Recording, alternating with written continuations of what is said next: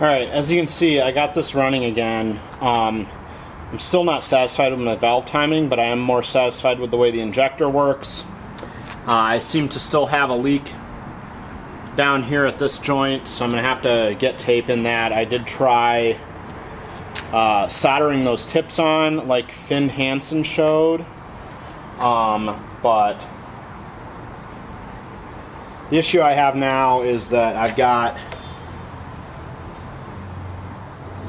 my intake timing pretty good.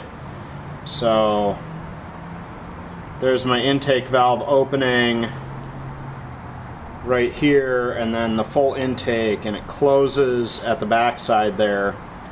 But my exhaust, and then we've got compression. But then my exhaust valve is cracking at the very bottom like I want it to, but it closes here because the cam lobe for the exhaust is just not quite big enough. So I think that hammering noise is that bit of compression from the exhaust valve being closed, and then when the intake opens, that's why it's puffing out like that, and that's just the cam lobes not being big enough, you know. Yeah, so I don't know what I'm gonna do about that.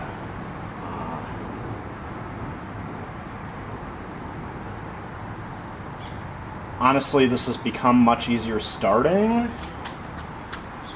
And I actually,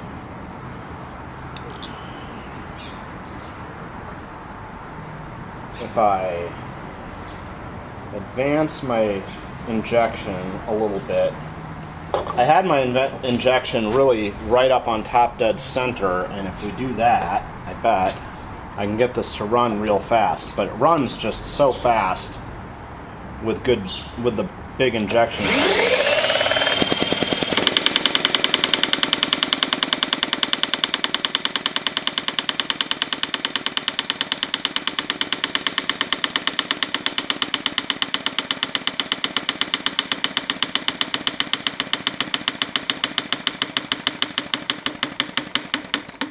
Oh, and I got all kinds of leaks developing in my injector pump, so I tightened up the injector, so now I got to deal with that leaky injector pump, I guess.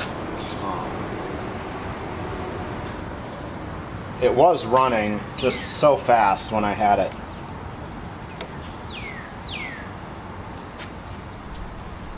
Yeah. Alright, well, I guess I'll work on that leaky injector pump and try some more timing on the valves.